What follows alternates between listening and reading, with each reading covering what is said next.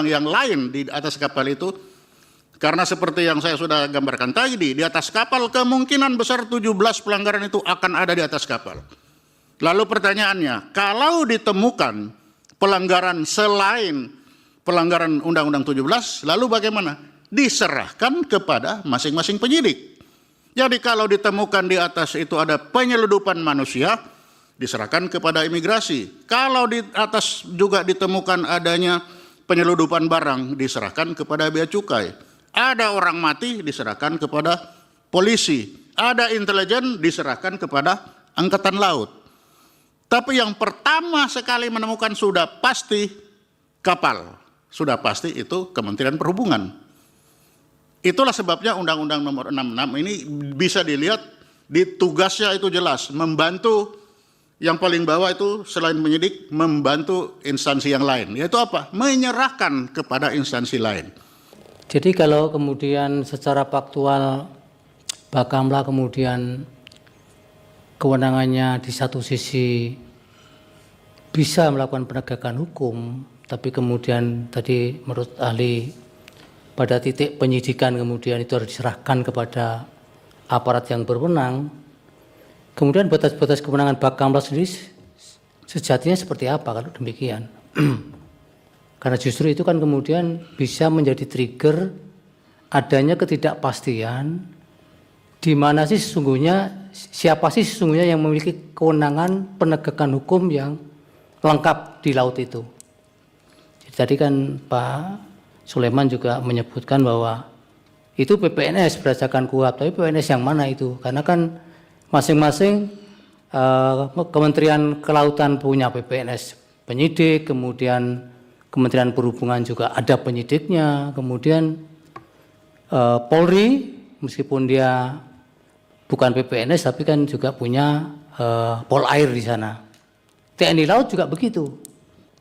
Ini kan tadi yang Pak Sulaiman sudah sebut ada banyak komunitas aparat di laut yang kemudian dalam tanda petik siapa yang kemudian yang punya core business untuk penegakan hukum yang murni atau yang utuh itu. Itu saja Pak Wakil, terima kasih. Terima kasih Pak Ketua. Silakan ahli. Terima kasih.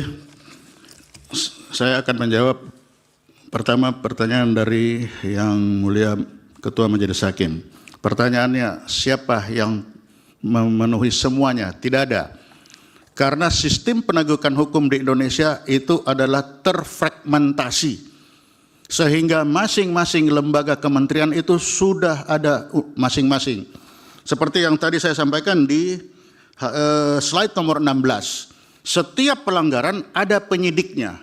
Setiap pelanggaran ada penyidiknya. Itulah sebabnya di tahun 76 dibuatlah badan koordinasi, mengkoordinasikan para penyidik itu. Karena memang sistem kita tidak bisa disatukan. Kalau disatukan malah berantakan. Karena dalam penegakan hukum Indonesia setiap undang-undang kan sama tinggi kedudukannya. Nah, itu. Tapi yang kedua, dengan lahirnya Undang-Undang 6 2024 itu diatur di laut yang menjadi objek itu adalah kapal. Maka lahirlah pengawas pelayaran yang diawasi semua di laut pelayaran itu oleh pengawas pelayaran yang dibawa ke Kemhub. Yang dia cari lebih dahulu adalah pelanggaran undang-undang pelayaran. Karena kapal, ketika dia menemukan pelanggaran undang-undang pelayaran, baru dia akan cari lagi di atas. Apakah ada pelanggaran undang-undang yang lain di atas kapal itu? Karena seperti yang saya sudah gambarkan tadi, di atas kapal kemungkinan besar 17 pelanggaran itu akan ada di atas kapal. Lalu pertanyaannya, kalau ditemukan pelanggaran selain pelanggaran Undang-Undang 17, lalu bagaimana? Diserahkan kepada masing-masing penyidik. Jadi kalau ditemukan di atas itu ada penyeludupan manusia, diserahkan kepada imigrasi. Kalau di atas juga ditemukan adanya penyeludupan barang, diserahkan kepada bea cukai. Ada orang mati, diserahkan kepada polisi. Ada intelijen, diserahkan kepada angkatan laut. Tapi yang pertama sekali menemukan sudah pasti kapal. sudah pasti itu Kementerian Perhubungan. Itulah sebabnya Undang-Undang Nomor 66 ini bisa dilihat di tugasnya itu jelas, membantu yang paling bawah itu selain penyidik, membantu instansi yang lain. Yaitu apa? Menyerahkan kepada instansi lain. Nah, sehingga keberadaan Bakamla ini menjadi tidak jelas. Dia boleh menangkap tapi menyerahkan. Nah, ketika menyerahkan, yang terjadi dalam kasus Surya Lajoni, yang diserahkan tidak mau terima. Nah, ketika tidak mau terima, sampai kapan si kapal yang ditahan ini menjadi legal limbo? Tidak jelas. Mau pra-peradilan? Tidak mungkin pra-peradilan Bakamla. Karena apa? Karena Bakamla bukan penyidik. Jadi kepada yang terhormat, yang mulia Ketua Majelis Hakim, untuk diserahkan kepada yang lain seperti perintah pasal 63 itu yang masalah paling besar. Karena belum tentu semua mau menerima. Dan ini sudah banyak kasus. Kasus MT Harman yang ada sekarang di Tanjung Batam. Itu juga kasusnya sama. Diserahkan kepada para penyidik, tidak mau terima. Nah, masalahnya ketika masalah ini bergeser ke politik, yang korban apa? KSOP. Karena KSOP diserahkan oleh Bakamla tidak mau diterima. Semua tidak mau diterima, digeser ke masalah politik. Korban dari KSOP yang ada di Batam. Nah, ini akibatnya salah satunya. Dengan ketidakpastian hukum. Jadi ini sekalian saya menjawab kepada Presiden. Kepada tadi pertanyaan dari Presiden. Bahwa ini bukan masalah implementasi. Bukan masalah implementasi, tapi ini masalah norma. Norma yang diberikan kepada Bakamla itu harusnya itu norma ada di penyidik, tapi kita membuat norma baru di luar penyidik. Akibatnya Bakamla melaksanakan hot pursuit tadi boleh, karena di undang-undangnya boleh. Tapi setelah dia menangkap, lalu apa yang akan dilakukan setelah ditangkap?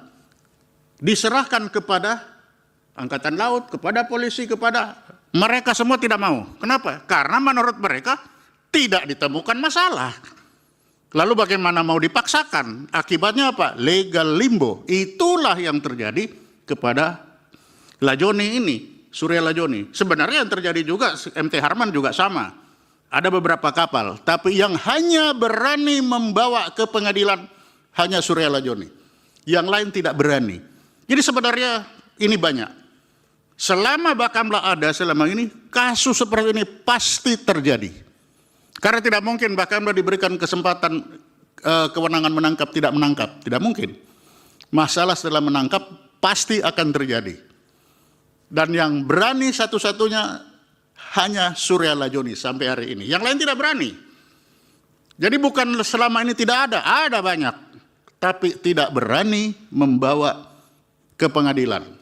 Yang baru berani adalah Surya Lajoni.